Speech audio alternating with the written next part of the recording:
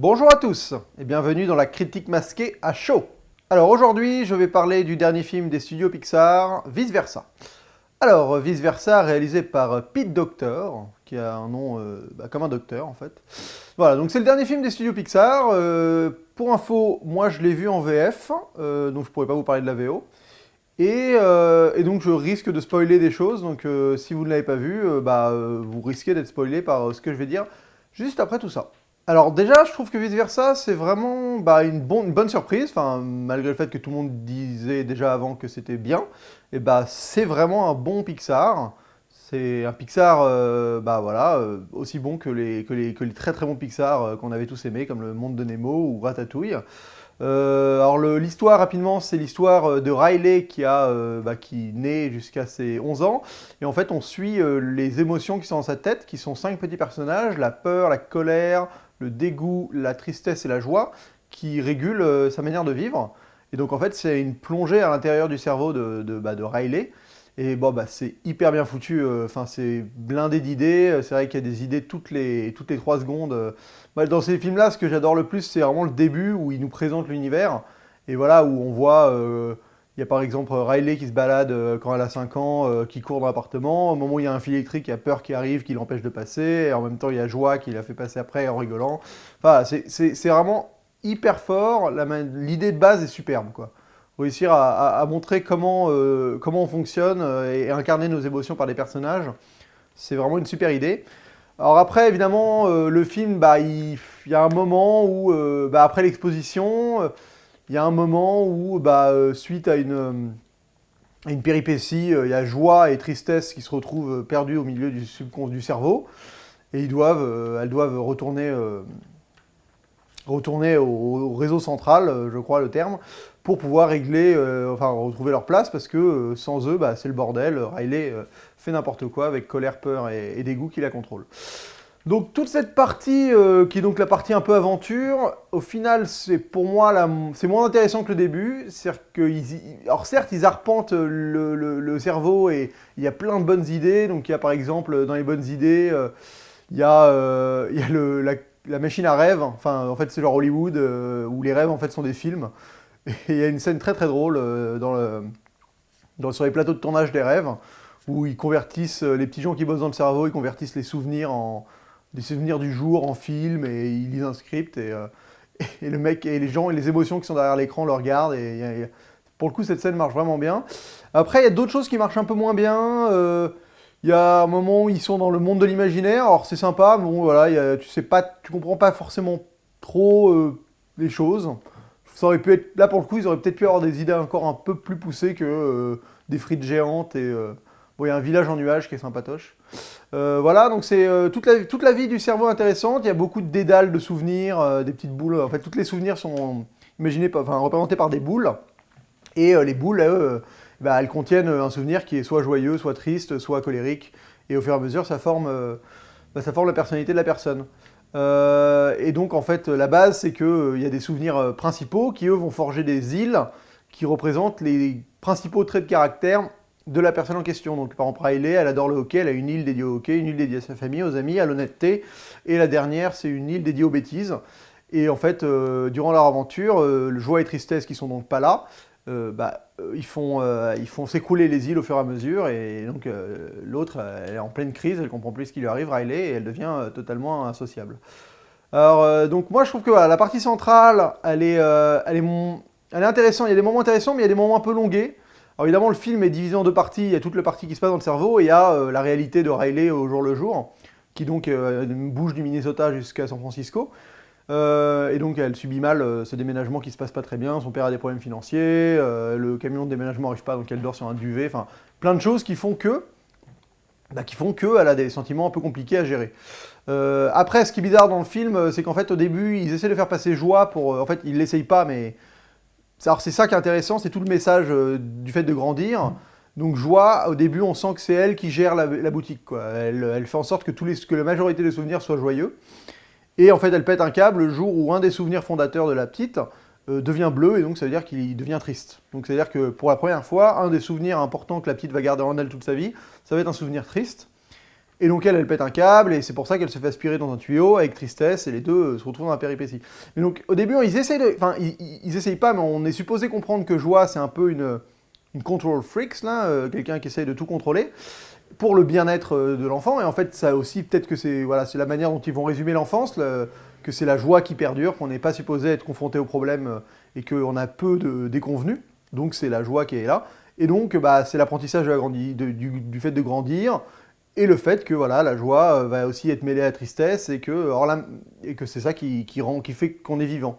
Alors je trouve que la morale est pas mal, parce qu'elle n'est pas du tout appuyée, enfin elle est appuyée en termes de visuel et de contexte, mais il n'y a jamais un personnage qui fait la morale, ou bon, bah, c'est à saisir au vol, quoi.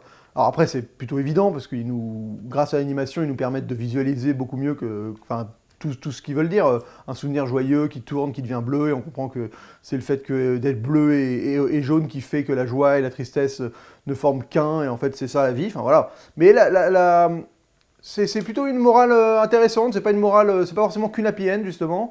Ça raconte que la vie c'est plus compliqué que juste de la franche rigolade, et que la tristesse compose aussi bien la joie que la joie compose la tristesse, et tout est embriqué dans les méandres de notre vie.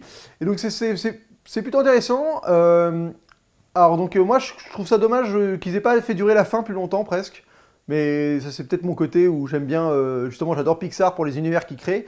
Et à la fin j'aurais bien voulu, enfin on m'aurait dit, il m'aurait pris 10 minutes de plus pour montrer comment elle se reconstruit la petite après tout ça.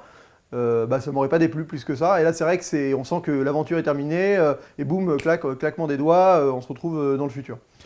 Ça fonctionne, c'était attendu et c'est évident qu'ils font comme ça, mais c'est vrai que moi ça m'aurait pas dérangé de revoir, en fait c'est vraiment cette partie du début, et la manière dont les émotions euh, réagissent à des situations du quotidien de cette personne qui m'intéressait. C'est vraiment ça qui m'a plu dans ce film, plus que les péripéties d'aventure des émotions en tant que telles dans le monde du cerveau, qui sont sympas, mais il y en a un peu des lourdes, enfin...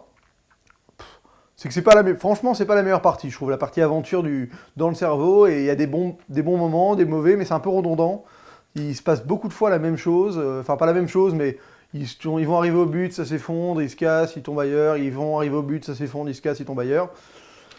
Bon, voilà, il y a un moment où je trouve que ça tourne un poil en rond, mais bon, après, c'était attendu, faut réussir à... Il y a un côté où on sent qu'il faut qu'ils remplissent un peu, et c'est un peu dommage. Après, il y a vraiment des bonnes idées. Voilà, donc il y a des bonnes idées comme...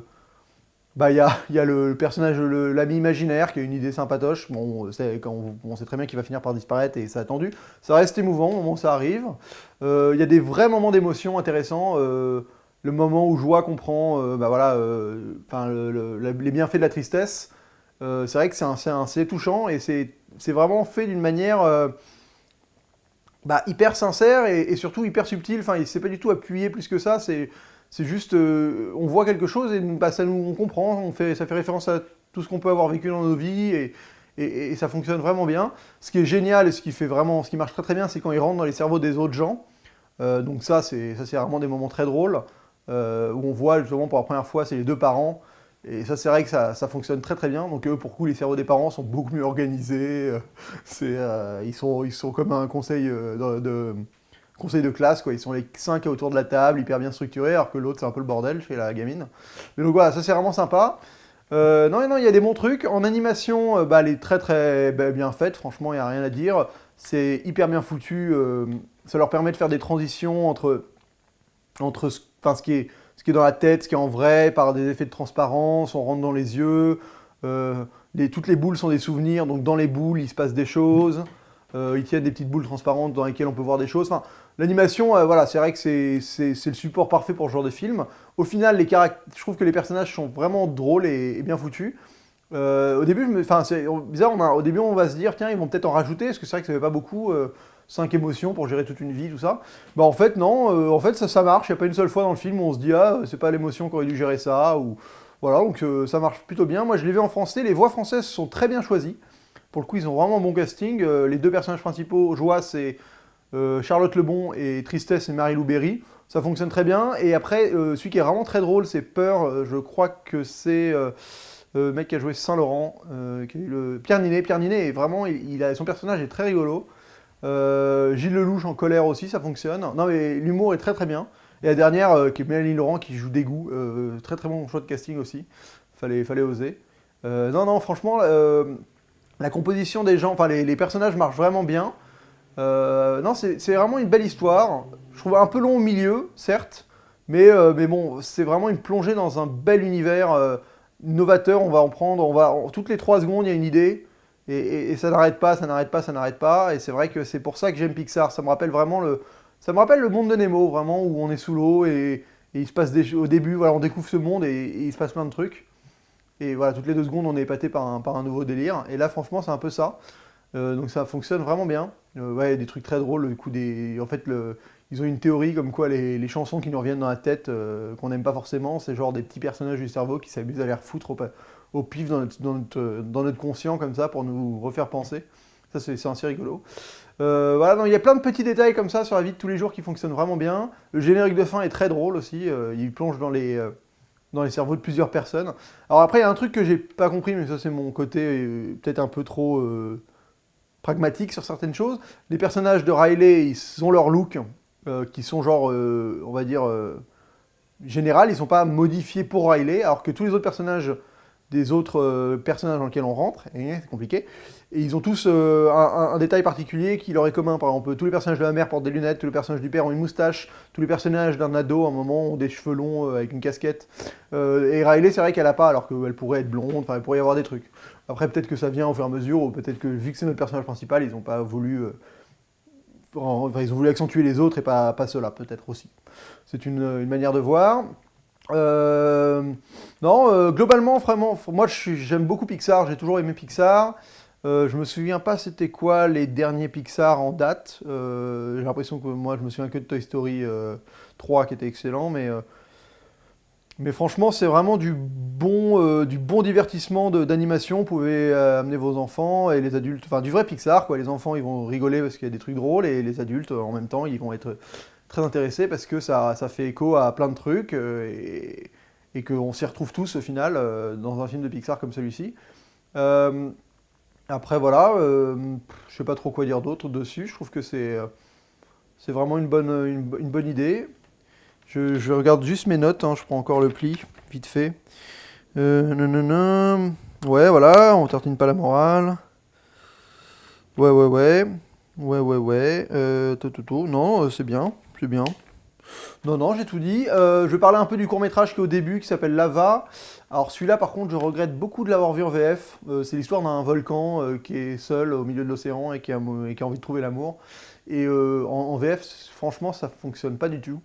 Parce que c'est une chanson chantée, t'entends le volcan, et le volcan, il a une voix, tu t'attends pas du tout à ce qu'il ait cette voix-là en VF. Alors je sais pas si en VO, il a une voix du même style, mais tu vois, c'est un truc genre hawaïen. Et, après, peut-être qu'ils ont voulu faire un peu le truc de Israël, enfin, le mec qui chante Somewhere Over the Rainbow, qui a une voix toute aiguë et qui est un mec super gros. Euh, je sais pas si c'est ça le truc, mais la voix, franchement, quand tu entends le volcan chanter, tu fais mais pourquoi il a cette voix lui? Donc la chanson fonctionne pas trop en français, en plus on sent que les paroles sont un peu traduites à la va-vite. Par contre, voilà, le court-métrage du début est très très beau, et que ça commence par l'océan, une mouette qui vole sur de la nature, enfin franchement, les images sont magnifiques, mais c'est vrai que j'attendrai de le revoir en VO. Bon, la 3D, c'est comme si je l'avais vu en 2D, enfin je l'ai vu en 3D, mais j'avoue il y a rien. Bah, après, peut-être que non, franchement, il n'y a rien qui m'a. Je parle des deux, hein. Autant le court-métrage en 3D il passe pas mal, mais le film vice-versa en 3D, bon. Peut-être que je me suis trop habitué à la 3D depuis, mais là franchement c'est comme si c'était en 2D quoi. Il n'y a rien, il n'y a aucun effet précis, aucun. Alors que voilà, pourtant il y a les souvenirs qui sont sur plusieurs niveaux, dans les petites boules et tout, mais ça m'a pas marqué plus que ça quoi. Je me suis pas dit tiens, la 3D valait le coup. Plus que ça, franchement non, ça m'a pas plus marqué. Euh, voilà, non, donc le court-métrage du début, je reverrai bien en VO, s'il faut. Mais bon, graphiquement, il est très beau. Non, franchement, très bon film. Ça fait du bien de revoir des petits films comme ça, c'est vraiment agréable. Bah voilà, Pixar, ils ont quand même. Ils me déçoivent rarement. Mais c'était quoi le dernier Pixar? J'arrive plus à me souvenir. Enfin voilà, là pour le coup, c'est pas une déception, c'est vraiment un concept intéressant, ça vaut le coup d'y aller. Et bah voilà, je pense que j'ai fait le tour. J'ai fait le tour. Et bah voilà, bah d'ici là, d'ici la prochaine fois, bonne toile.